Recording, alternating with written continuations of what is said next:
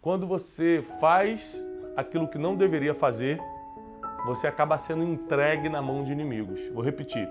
Quando você faz aquilo que não deveria fazer, você acaba sendo entregue na mão de inimigos. Por exemplo, tem gente que, porque gastou o que não podia gastar, foi entregue na mão do inimigo das dívidas.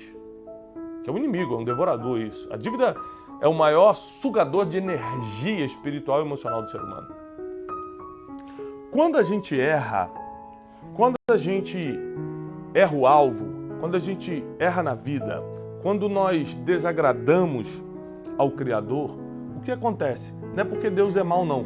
É porque é a recompensa da maldade é cair na mão dos inimigos. Anota essa frase, você começa a perder a guerra quando o medo chega no coração. Você não precisa nem do inimigo físico. Se o medo chegar no coração, você já está perdendo. O medo é o primeiro inimigo a chegar. E é o que vence a batalha se você deixar entrar. O medo não pode chegar no meu coração. E o que nós temos que aprender também? Eu não posso estar disposto a errar. Porque toda vez, biblicamente falando, e na história, que uma grande revolução vai começar, que algo novo está vindo, Deus coloca guias. Pessoas que vão dar a direção para onde ir, como fazer. O problema é que quando Deus chama essas pessoas, geralmente elas não se sentem preparadas. Quando Deus chama Moisés, ele fala, eu sou gago. Quando Deus chama Davi, Davi fala, eu sou pequeno, eu sou o mais novo dos meus irmãos. Todo mundo acha que não está preparado, mas Deus não chama pelo seu preparo, Deus chama pelo seu coração. Isso é muito forte. Deus chama pelo seu coração e vai te tratando, vai te preparando no caminho. Deus te prepara no processo, mas te chama pelo teu coração. Sabe por que ele chamou José? Você acha que José já estava preparado para ser um governador de todo o Egito? Não! Deus treinou ele no processo, na prisão, na injustiça. Deus treinou, forjou José no processo. Com Gideão não seria diferente. Deus falou, quem disse que você tem que estar preparado, Gideão? Você só tem que ter o coração que eu quero. Deus escolhe pelo coração e te treina no processo. Anote isso aí. Mas eu vou repetir. Não importa se você é pobre ou rico. Não importa se você é bonito ou feio. Tá, Teixeira? Não importa. Não importa seu passado. Sabe o que importa? Seu coração. É o estado do seu coração que determina se você vai ser escolhido. Porque chamados, muitos são. Muitos são chamados.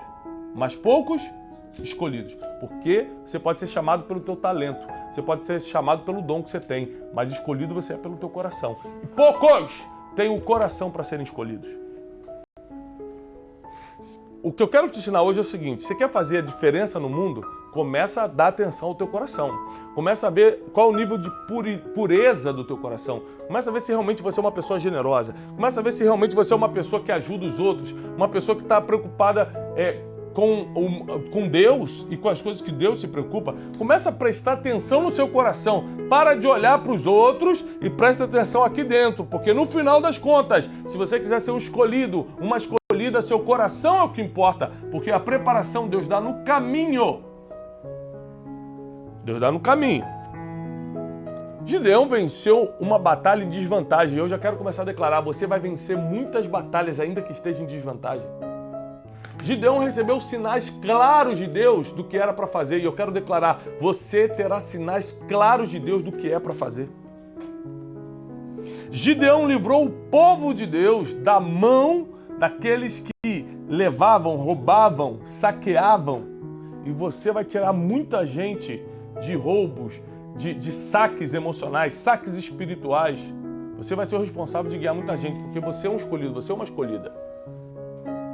Então o Gideão faz algo impressionante.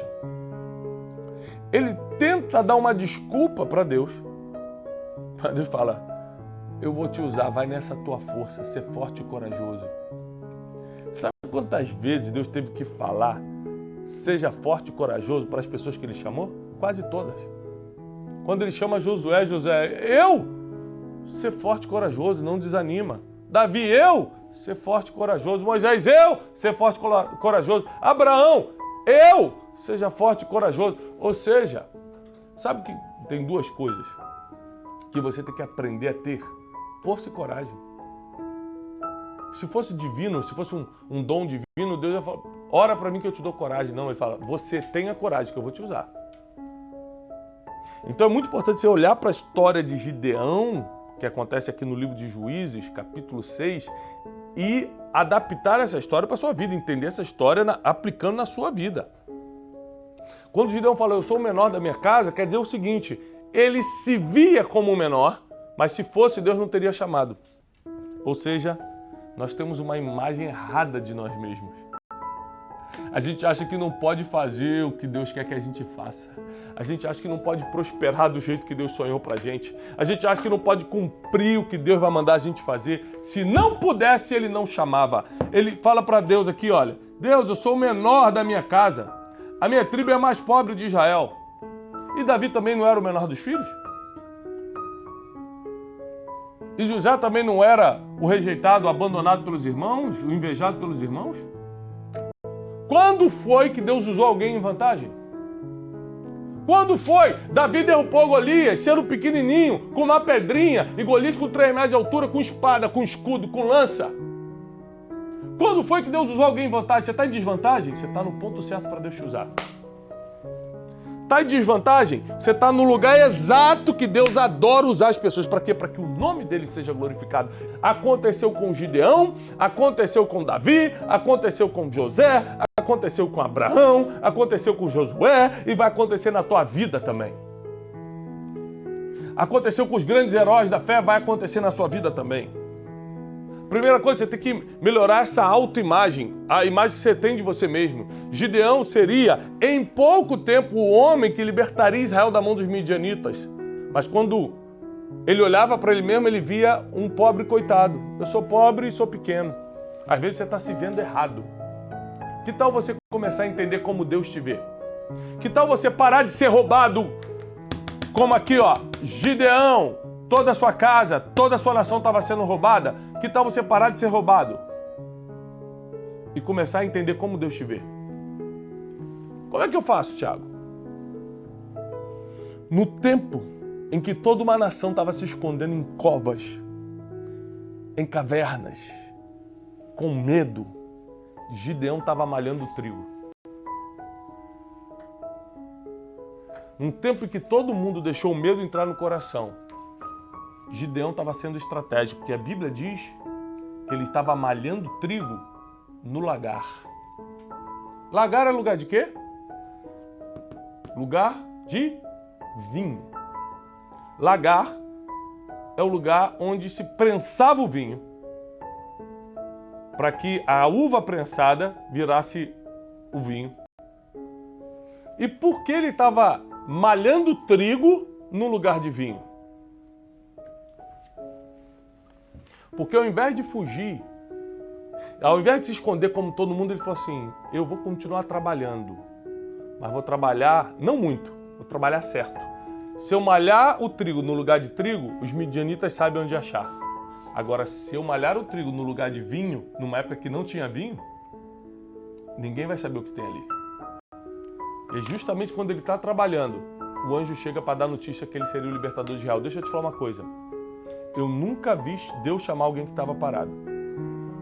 Quando Deus chega para chamar Davi, ele estava cuidando das ovelhas.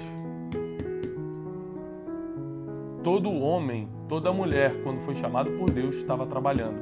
Tiago, é que eu estou desempregado. Eu não estou falando emprego. Estou falando trabalho. Não está parado.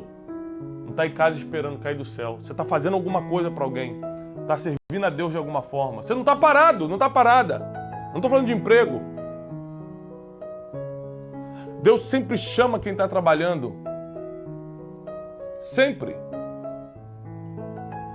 E foi assim com Gideão também. Ele estava trabalhando. Moisés estava trabalhando. Abraão estava trabalhando. Ninguém estava parado quando Deus chamou. Todo mundo estava fazendo alguma coisa.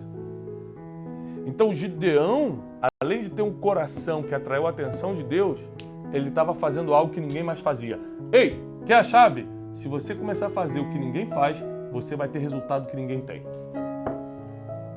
Se você começar a fazer, não muito, fazer certo. Vou repetir, não é fazer muito, é fazer certo. Você vai ter resultados que ninguém tem. Eu quero declarar sobre a tua vida. o roubo na sua vida, o saque do inimigo na sua vida vai parar. Seja na sua vida financeira, seja no seu casamento, seja na sua vida espiritual. Você não está conseguindo mais orar, está sem força. Minha vida espiritual está fraca, isso vai parar. Porque você vai começar a parar de ser roubado e vai começar a se enxergar, não como você se vê, porque às vezes você se vê pequeno e pobre como Gideão, vai começar a enxergar como Deus te vê. Porque quando Gideão se via como pequeno e pobre, Deus estava falando, não, você é libertador de Israel. Você vai ser o homem que vai guiar esse povo aqui. Você vai dar uma solução para um grande problema do meu povo. E a Bíblia diz que Israel empobreceu muito. Por que eles empobreceram? Porque não estavam administrando bem? Não, porque estavam sendo saqueados. Às vezes você está empobrecendo emocionalmente, espiritualmente, empobrecendo financeiramente, empobrecendo na família. Não é porque você está fazendo algo errado, não. É porque estão te roubando. E o saque vai parar. O roubo vai parar.